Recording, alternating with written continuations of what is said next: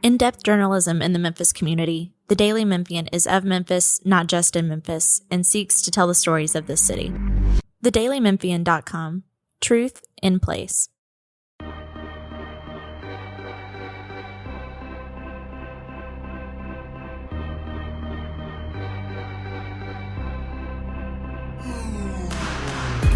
Welcome back to another edition of the Daily Memphian's Memphis Grizzlies podcast. This is your host, Grizzlies beat writer Drew Hill, joined as always by columnist Chris Herrington, a traveling man, Chris Herrington, who hit the road over the weekend, Dallas, New Orleans, came back, and we've since had.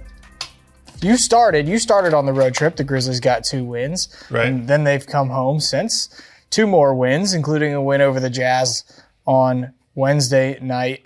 Well, let's rewind and talk about the 4 teams they've beaten in this 4-game win. Yeah, interesting. Which I have called the There Before the Grace of God tour. You go to Dallas, which is like a total franchise implosion is happening right now in Dallas. Like, I'm in Dallas, I'm talking to like the dudes setting up the sound equipment like after shoot around, and they're just ragging about how much they hate their team, and I hope Luka wins a title with the Lakers. These are Mavericks employees. Yeah, well, get ready to learn 2023-24 Grizzlies Mavericks. Like that's what this is, you know. And then they go to New Orleans, where on Media Row, the people who cover the Pelicans are just laughing about like Bruce Brown's attempts to play point guard and guys missing defensive assignments. They're like, oh, here we go again. That's a team that's sort of falling apart.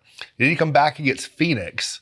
And if any team has had a worse, more disappointing season than the Mavericks, maybe it's the Suns, where like Kevin Durant just sort of hates everything right now. And then including they play Cam the Jazz. Spencer, which we'll get into that. And then they play the Jazz, which like comparatively is like good vibes. Like they're bad, but like they sort of want to be bad, and they'd like to get Cooper Flag and like. So it was 4-0, but it was not the greatest of competition. Or the most decisive of victories. Yeah, well, that's probably the story today.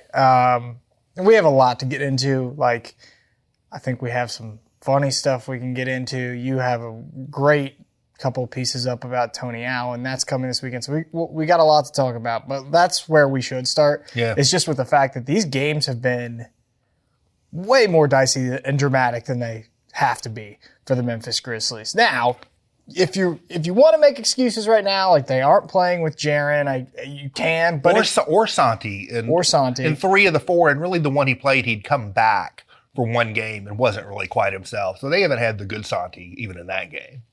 So, and that's I think I've realized more than maybe I did before, missing both of those guys really saps a lot of the dynamism out of the team. These are 2 7-footers who are multi-skilled and can make shots out on the floor and do stuff with the ball. And you take both of those guys out of the mix, like your front court gets real ordinary real fast. Yeah, I definitely think that is the case. But, I've actually had a hard time. I was just thinking about it last night too. Like, I had a hard time really dissecting these last 4 wins and trying to get a gauge for where the team is, because as I wrote last night, like, you can give it a thumbs up and say, good win, like a win's a win in the NBA. And that's sort of the approach that Ja took towards the game. Like, right. We beat an NBA team. It's never easy to win. So let's just embrace the fact that we won the game. You could give it a thumbs middle and say you won the game, but you didn't play that great. Or you could choose to be concerned about the way that the team played. And I just felt like I haven't been able to get a good grasp of where this team is, because they are winning, but they've also had opportunities to run away in these games, and they used to do that early in the season. 100%. They're not doing that now. They're not doing that now. I choose to be a little bit more in the middle on this. If they were full strength and they had Jared and Santi and these were the outcomes, I might choose the concerned path. But they don't have those guys. And the Santi thing I think is interesting. That, I think they're going to be careful with that. The Jaren, I have no hesitation that he'll be back and be in good form by the time you get to the playoffs. I think, the good thing, one good thing is the win. One bad thing is like you're really struggling to win these games against these mediocre to bad teams. But the other thing is that this is probably the best 4-game stretch of individual play Ja Morant's had all season, maybe. And I think that's pretty meaningful. And so when I think about putting that together with the Jaren you've had all season and then Dez, who's been really good, and taking that into the playoffs, I think that's pretty enticing. Yeah, the version of Ja that we've gotten, as you mentioned, I think has been one of the biggest developments of the whole season, and we keep talking about him. And I heard you say it on the radio today, like turning the corner and then turning the corner again. Yeah, and like we just keep mentioning it. There may be another corner around the corner. You know, you never know. But I mean, do you think that is the case? Do you think that this is like I know we're talking about maybe we say it too much, but I'll ask again. I see no reason that it needs to be the case. I see no reason why the Ja we've seen the last 4 games can't just be Ja. Because that is his level of ability, right? And I don't think he's going to get. You never know, something might happen. But I don't think just from playing standpoint,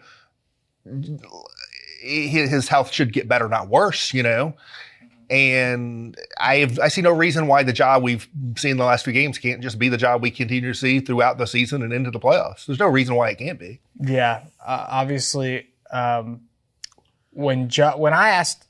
So let's just rewind a little bit. I asked Taylor Jenkins about it before the Utah game, after Ja played 3 straight. I asked Taylor Jenkins about Ja being able to get in a rhythm, you know, really being able to control the game throughout. And one of the things he mentioned was like ownership. And then also the health thing with the shoulder continues to come up. And to me, it has to sort of be, and I'm curious what you think, it has to sort of be a blend of the two things. I think maybe it's possible. I don't want to speak for Ja, but maybe it's possible.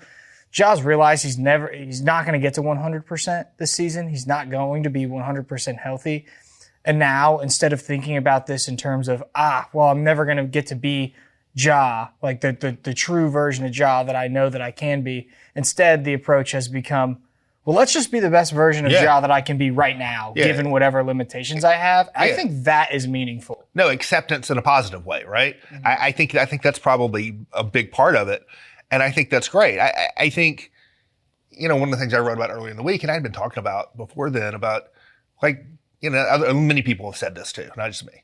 Like, just get back to your floater, get back, you know, not everything has to be like you're powering your way to the rim all the time and then you're not getting the call and you're mad that you're not getting the call and you're not quite, you know, maybe not quite as explosive as Peak. That's hard to say because even like 95% Ja is like more explosive than just about anybody else. So it looks pretty great anyway, you know, but like use your handle and your feel for the game and your feel for the space. There are very few players who can just sort of feel the space around them the way Ja Morant does, right? And so just get sort of into the middle of the defense and make plays. Make plays with your floater, make plays as a scorer, make plays as a passer, control the game a little bit. And I feel like he's done that more. And I think his attitude's been better. And I mean, that's and he hasn't just been good in these games. His like attitude after games has been good. He's been engaging. Those things are not necessarily unrelated, you know? So I think it's been a really positive, you know, week or so for Ja Morant. And he's played, you know, I think that if I'm looking at the game log right on my phone, that game against the Jazz, as we speak, last night against Utah, was his 5th consecutive game, which is the 3rd time this season he's played 5 straight. If he plays on Friday against Cleveland, and I don't know of any reason he won't, that'll be his first 6 in a row in a long time. Yeah. The Cleveland game is interesting, though, to see who they may play or not play. Because it's a back-to-back. You've got Tony Allen night on the second night of the back-to-back. And they have a lot of guys who Taylor Jenkins has characterized as sort of in day-to-day territory. Some of these guys who missed the Phoenix game but came back for the Utah game. Yeah. So I don't know. If I were in the Grizzlies position, maybe you can give your thoughts on this. Like, I would put more stock into the game Saturday. I would too. Because I'm not trying to be negative Nancy here. The Cavs are a machine. Like the Cavs are ridiculously good. They've won 15 and barring an enormous surprise, you will be without Jaren in that game. And so if you're without Jaren Jackson Jr. against a Cavs team that's got a Evan Mobley, Jared Allen front line, that's kind of a rough spot already. Right. Yeah. So, you know, I would turn my attention to TA night. Speaking of TA night, we've got more stuff we can get into, but you have a wonderful series on TA up at the Daily Memphian right now. Yeah, if 2 makes the series, it's a 2-parter.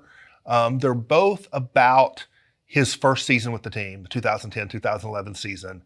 And the pieces are sort of mirrors of each other in that they are both rooted in an individual regular season game, but what I attempted to do was use those two games as sort of a platform to jump off into some more broader aspects of Tony Allen, his play, his personality, his relationship with the franchise and teammates, and try to use those individual games as sort of, way avenues into some of those aspects of Tony. Well, I was not in Memphis for the grit and grind era. I wasn't necessarily dialed into the grit and grind era throughout. But I feel like I've learned a lot just by listening to you tell stories and other folks tell stories and getting to be here for the jersey retirements of the three players so far. Zebo first and then Mark and now Tony, one day Mike. But it's to me, Tony is, they're all interesting because they're all very like unique and colorful and fun in their own way, There's nothing cookie cutter about these players. Right. You know what I mean? Yeah. Mark was this highly emotional player and had a lot of stuff off the court that I thought was really great. And Zach Randolph fit the brand of this city. He's sort of this swaggering tough guy. Yeah, swaggering tough guy. But to me, TA is great because from what I've watched, and I'm curious to get your thoughts. He was funny, right? He was there was a humor element to it. And still when you hear him talk now, he's hilarious. But I just love that part of the Tony Allen night. And in the two stories I did, the second story, one of the things I leap off into is sort of the Tony personality. And I picked 3 specific moments of Tony Allen lore to sort of get into a little bit with some interview stuff. I mean, I picked 3. There's 75 to choose from or whatever. Right. I could have written 100,000 words of just let's go deeper into some of these Tony Allen stories, right? But because there's so much of that, the Tony Allen retirement night on Saturday, they do the ceremony after the game, but they're going to do segments and video stuff and bits all through the game. The Tony Allen thing is going to be an experience more so than the Zach or the Mark were, in the sense that I think it's got too much to choose from. I don't know what they're going to throw out there. I actually submitted to one of the longtime Grizzlies employees I was talking to. I gave them a free idea. I doubt they'll follow through on it. If they don't, I'll reveal it next week on the pod. But I gave them an idea of something they should do that night, but I doubt they will. But there's an enormous list of things that they could do, things they could show. The people who might show up, it's going to be interesting. With the Mark, obviously Powell came in for Mark, so that was a different thing with that. The Zebo thing was mostly former Grizzlies teammates, and the Mark thing was former Grizzlies teammates and Powell, who was a former Grizzly. Tony, man, I don't know, Kevin Garnett may be walking through the building, right? Paul Pierce may be walking through the building. It's just a different, Tony has this thing, and it's reflected in the documentary Mike Blevins made, where he went around asking all these star players and expecting a lot of them to say no, and no one said no. To the point that Mike Blevins said in the Q&A after the screening, there are players I didn't use. I won't say who they are, because big name players we did interviews with, we didn't even use in the movie because we had too much. Tony was. There were some that just very briefly appeared, like Russell Westbrook. And there was a real game recognized game aspect to Tony's defense, where the greatest players in the league were that dude, And so I think the Tony night is going to be a real ride. Tony's career in Memphis was a ride. I think Saturday night's going to be a ride. It's funny because some of my friends that didn't grow up in Memphis and aren't Grizzlies fans or whatever, were a little surprised to see that Tony Allen's jersey. That was the reaction. And I didn't get into that in the previous stories. I'm going to write a column game night. And that may be part of what I write game night is this is not the kind of guy who gets his jersey retired. This is a guy who came to Memphis at age 28. He was here 7 years, a 7-year career that started at age 28. He came off the bench a good chunk of that time. I don't know what he averaged as a Grizzly, 8 points a game, 9 points a game. This is not the guy who gets his jersey retired. But sometimes a certain guy means something to a certain town. Like in Oklahoma City, and this is sort of the opposite from a personality standpoint, but whatever, you do you, Oklahoma City. Like Nick Collison got his jersey retired. And that looks ridiculous from a general NBA fan. But I'm sure if we were talking to people in Oklahoma City, they'd say, no. You got to understand what this dude meant to this franchise in this city. And that's what it is with Tony. Tony at one point had a not advertising, but like a sponsorship thing with the airport. And so it'd be Tony Allen, fly with Tony. And people would get off the plane at Memphis Airport and there'd be like Tony Allen billboards and Tony Allen stuff. And visiting national NBA media would get to town. They'd be like, what is going on? Why are there Tony Allen billboards in the airport? Yeah. Right. You know? Yeah. Yeah. That reminds me. When I was my early years of covering the Tigers, we used to have the Penny Hardaway PSA at the airport. And it'd be, I'm Coach Penny Hardaway. And I just, Penny, I couldn't get Penny out of my head that whole season. He was talking to me in the airport, talking after the games. But I imagine that's what it was like with Tony. But I mean, Tony crafted the nickname that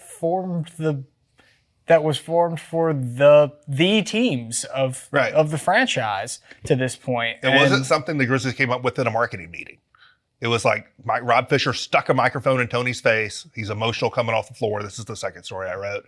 And he actually, the story that Tony tells is, in his head, he was formulating a conversation he was about to have in the locker room with Rudy Gay, who had taken the game off. He played 40 minutes the night before. He played 40 minutes the next game. They're at OKC. He's going to be guarding Kevin Durant. He's like, I got my toe sore. I'm not playing. Like 30 minutes before tip. And Tony gets the assignment, and Tony's mad about it the whole game and goes out and has the greatest game of his life probably in this game. And he's ready to go back in the locker room and start yelling at Rudy. And all heart, grit, grind was what he was going to get in Rudy Gay's face and say in the locker room. And instead, Rob Fisher intercepts it and sticks a microphone in his face and there's a camera in his face. And he's like, okay, I'll do it now. And then he says it. And that's where that came from. It's just such a great story. What do you remember about how that nickname stuck? Because not everything sticks. Like it was a little slow motion. Like it happened over the course of a couple of months. And by the end of that season, it was a thing. Chris Vernon, I think I'm quoted as saying this in the documentary. I'm one of the talking head things briefly a few times, but I did watch it. It's great. Yeah, one of the things that I said that they did use in the documentary is, this is true, and I'll reiterate it. Second to Tony Allen himself, the person who most made grit grind, all heart grit grind a thing in Memphis was Chris Vernon. And that's from the t-shirts that he sold. I was actually in studio with Chris, like before one of the shows when they were looking at the mock-ups and we were like, what do you think? Do we like the gray? What do you think about this? Like I was there from the ground floor of all that. And that was the thing Chris did on his own. And he did not work for the Grizzlies back then. So Chris really cemented the all heart grit grind thing as a thing with the t-shirts. But people were reveling in that post-game interview, sideline interview he did was a thing instantly among fans. Like on Twitter that night, like as soon as it happened, people are just chirping at each other and laughing about it. No, in the moment, it wasn't like grit grind. Yeah. People were laughing. People were laughing at the Ibakas of the world. You know, we got to worry about the Ibakas of the world and the Cephaloshes of the world. Like people were laughing about that almost more than reveling in the grit grind. Just the weirdness and the funniness of that, right? I guess I was just curious when they started being called the Grit and Grind Grizzlies. I think that was by the time you got to the playoffs. Mm-hmm. Yeah, because I did a cover story at the end of the playoffs for the Memphis Flyer, and I think my subhead of the cover story had that phrase in it. Like so it was something like 40 days and 40 nights of the Grit and Grind Grizzlies or something like that. So it was by the time you got to the playoffs. It was about what they did in the playoffs, plus the t-shirts everyone was wearing that had Tony's face on it that said all heart, grit, grind. And the other thing that happened was, and this was also Vernon, and maybe it's some other radio shows too, but it's definitely Vernon. The soundbite of Tony saying that, they were using that as a drop on the radio show the next day. This is a month before the t-shirts. They're just playing the audio, you know? So people were reveling in that sideline interview immediately among Grizzlies fans. I was thinking about this morning. It's hard to think of examples in which teams or eras of teams have been named after a quote from a player. I don't know if there's anything like there are others more famous than the Grizzlies that have like names, like the Showtime Lakers, the Bad Boys Pistons, whatever. But those things derive from different places, right? Right. That wasn't the result of a sideline interview, you know?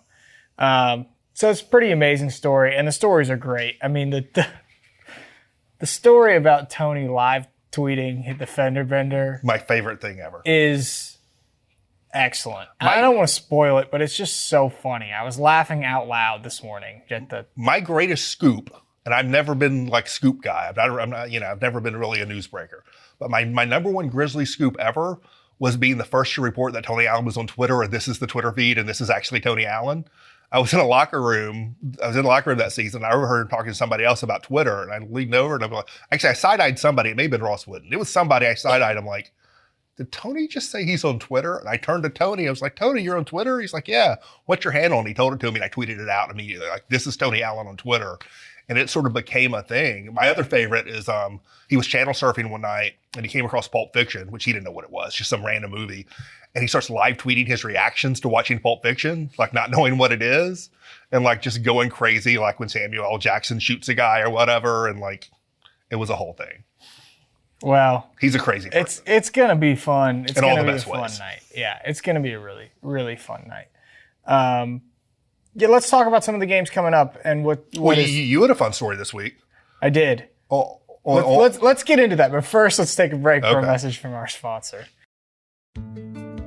Want to make a big impact without getting lost in a big system?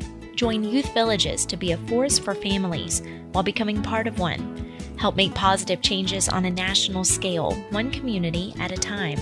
It takes a family to transform lives. Start with yours. Apply now at youthvillages.org/careers.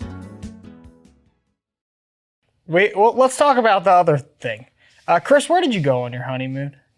We went actually to the North Shore of Minnesota, Grand Marais, up near the Canadian border along Lake Superior. Beautiful. Listen, I'm sure it was great.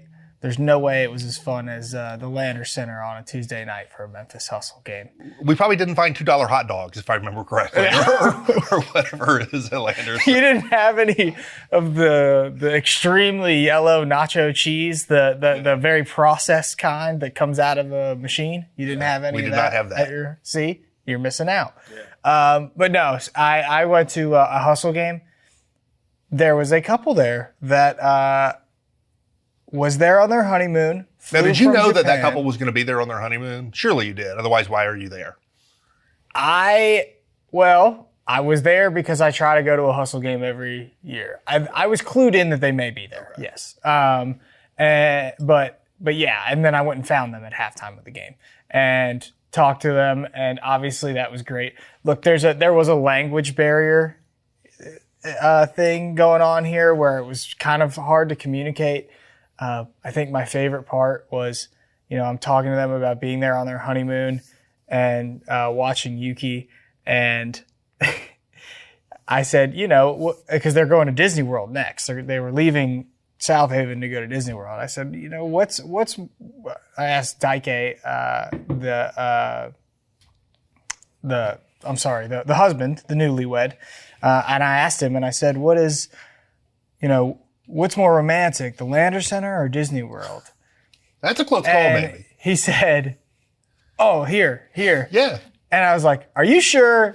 Would she say that's the same answer? I pointed at his wife, and he said, oh, yeah, here. I said, are you sure? And he said, well, for me. That's what he said.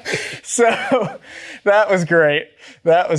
And then Yuki didn't even realize that they were there on their honeymoon. Like, he talked to them after the game and went up to them because they had all this Yuki gear. They had 2 full bags worth of Memphis Hustle. So they brought these Yuki towels or whatever with them?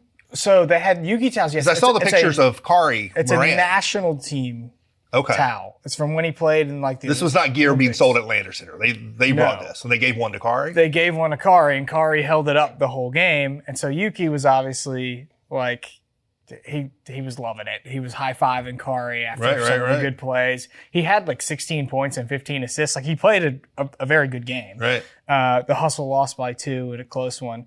But they were rewarded for their generosity of giving Kari that towel as a gift because Yuki came up to him afterwards. The problem was Yuki had no idea that it was their honeymoon because they were holding up the sign and it was in English saying, it's our honeymoon. It wasn't in Japanese. So Yuki didn't even realize that that's what they were there to celebrate.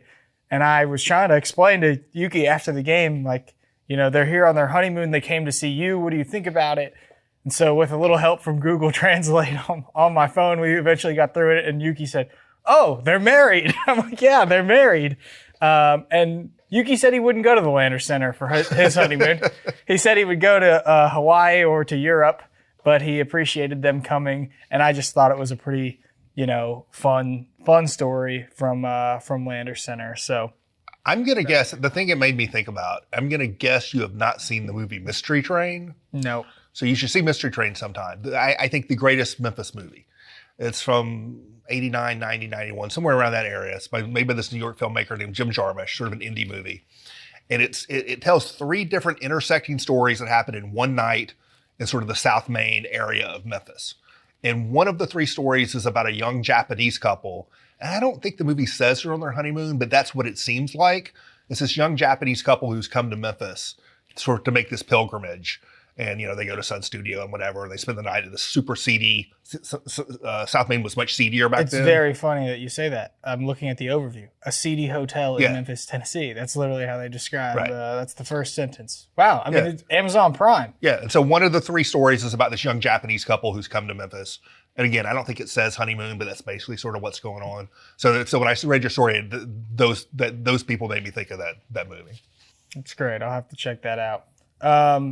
In terms of what's to come for the Grizzlies, we talked about the Tony Allen game a little bit. We talked about, obviously, the Cavs game that's upcoming. The first time, but let's stop on that for a second, because the Cavs only come to town once. Yep. I think they still have the best record in the league. They've been sort of toggling with OKC, but I think they do have the best record in the league. In the league. 15-game winning streak. That team is rolling. They've had multiple double-digit winning streaks this season. That team is really, really, really good. But that team is really, really, really good in a way that it doesn't seem like unreplicable, right? They don't have Jokic. They don't have Giannis. Donovan Mitchell might end up like 5th in the MVP, right? He might be the last guy on the first team All-NBA, sort of that level, right?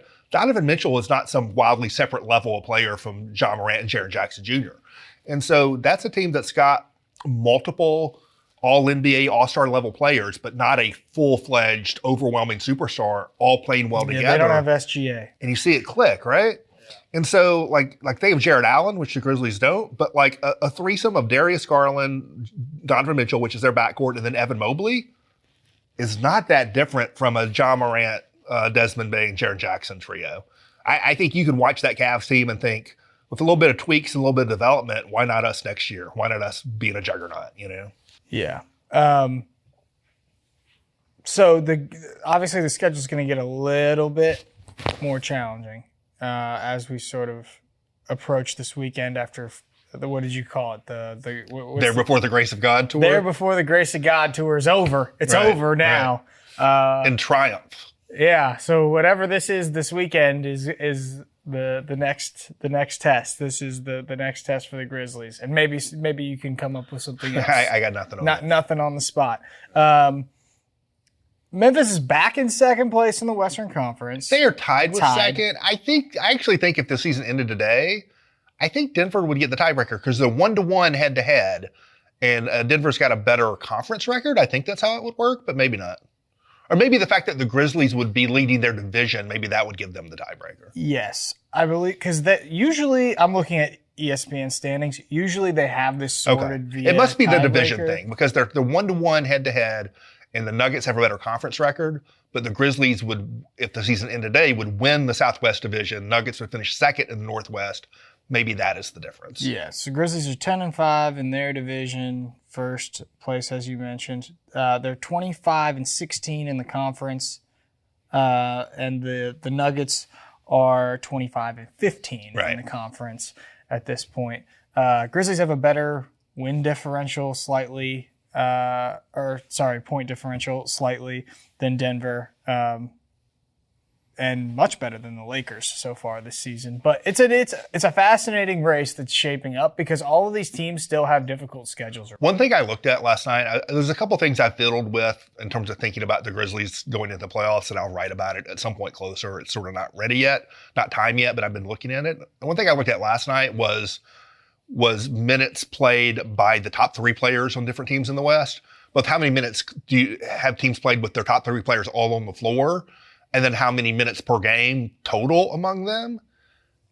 The Nikola Jokic, Jamal Murray, Michael Porter Jr., the Nuggets' top 3 players, all three together on the floor at the same time, more than twice as many minutes as Morant, Bade, and Jackson on the floor per game. It's something like 15 more minutes per game. And for the Grizzlies and the Nuggets to have the same record right now, I mean, that's pretty good for the Grizzlies. Yeah, I definitely think so.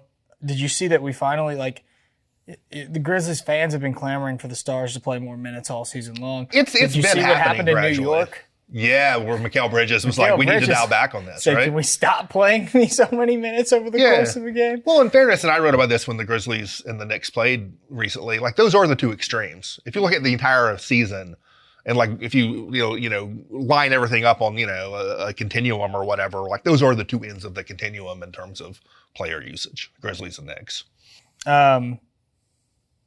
Yeah. So, do you have any thoughts on how this is shaping up in terms? I think you and I both have been on the same page about trying to avoid OKC in the playoffs if possible. Right. I think that's more important than whatever first-round playoff matchup you may end up getting. I think if the Grizzlies were to finish in that number 3 spot at the end of the season, I think you could probably consider that, at least record-wise, to be a successful end to the regular season for the Memphis Grizzlies, to stay out of the way of the Thunder, at least until the conference finals. I think that would be – if you offered that to Grizzlies fans, I think most Grizzlies fans would take it at this point. Yeah, I think so. At this point, they're going to finish somewhere between second and fifth. And it's impossible to know what the first round series is going to be really on any of those right now. And so I think to me, it's reached the stage of get your team as healthy and prepared as possible going into the playoffs, because you have done enough to this point where you're going to be in that 2 to 5 range.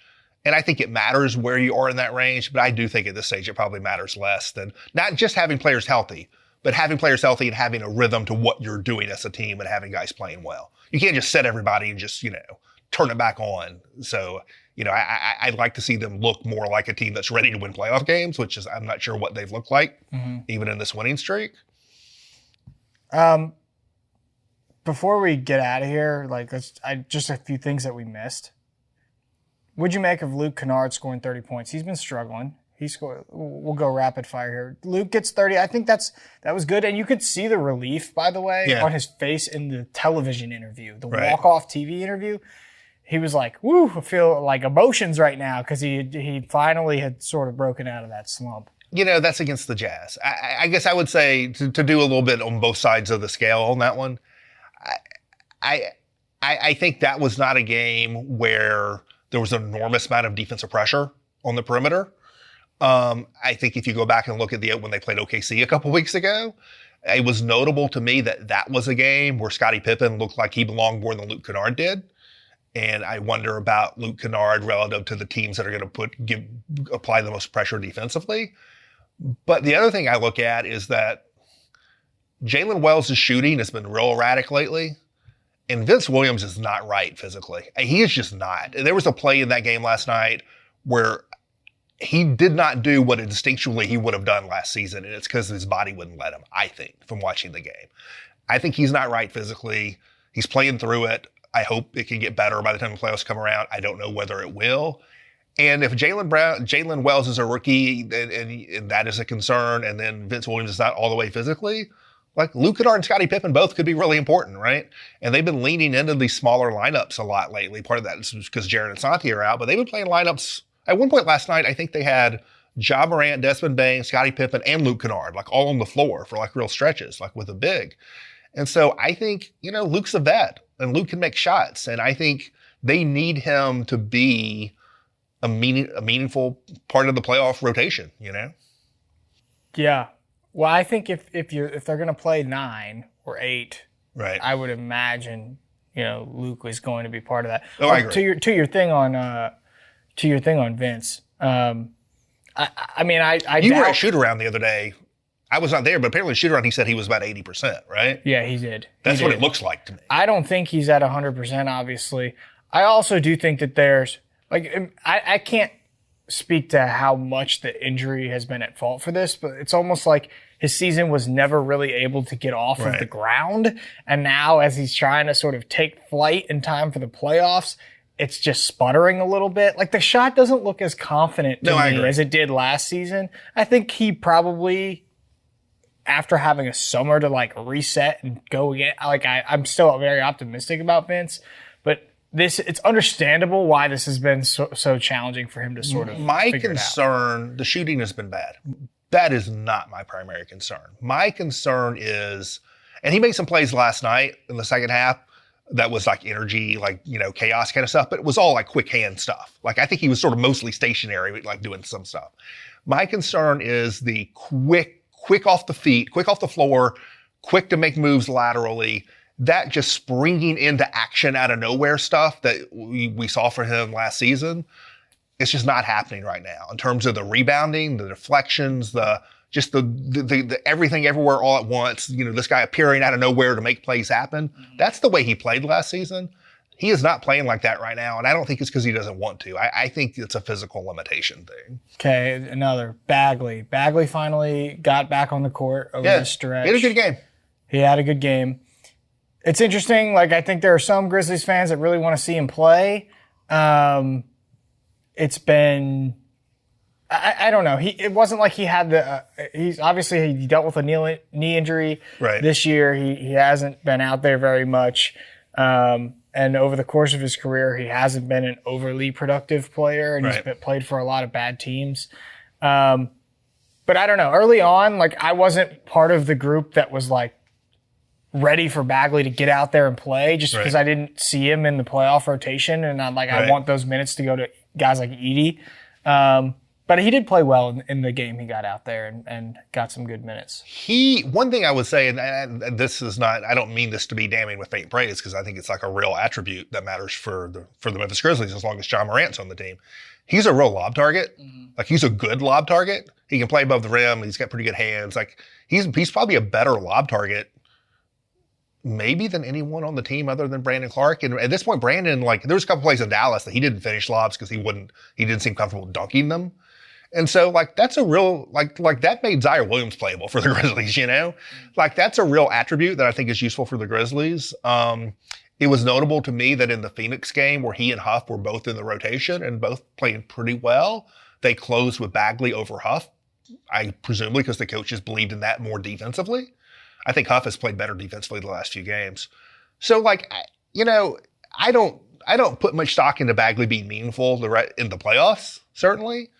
But I think he'll be on an NBA roster next season. And, like, I would have no problem if it were on the Grizzlies roster. Like, I don't think that's not something, you don't make plans now about who your 12th, 13th, 14th, whatever man is going to be next season. But, you know, I think he's someone I could see being a useful player for the Memphis Grizzlies. Whether that will happen or not, I don't know, but it wouldn't shock me. Lamar Stevens signed for the season. Go on, I'd say the same thing about him. Then. Yeah. That's another Tony Allenism for you. I know, that's why. That was in reference to. I heard someone joke about that in the media room last night. I wanted to turn around and say, you know, Grizzlies trivia. Who was he talking about? He's talking about a guy named Christopher Johnson. That's who Tony Allen was talking about. To go and get signed for the year. He's a 10-day contract guy. Lamar Stevens, I would actually put in a similar category to Marvin Bagley. He's less established because he was not a former lottery pick, right? But, like, Lamar Stevens is a reasonable guy to have on an NBA team, and, like, I for his sake, I hope he's on a roster in the NBA next season, not in the G League. It'd be fine if that were the Grizzlies. I do think that is a guy. If you were to ask, like, of Marvin Bagley, Lamar Stevens, who is most likely to pop up and play 15 minutes in a playoff game because of a certain way the game's going, I think it's Lamar Stevens. I think it's Lamar Stevens too. Yeah. I mean, his athleticism gives him a tool that he can use, especially defensively, that works. I mean, he defended Kevin Durant really well in that last possession, and he played really well in that Phoenix game overall. He made a lot of threes.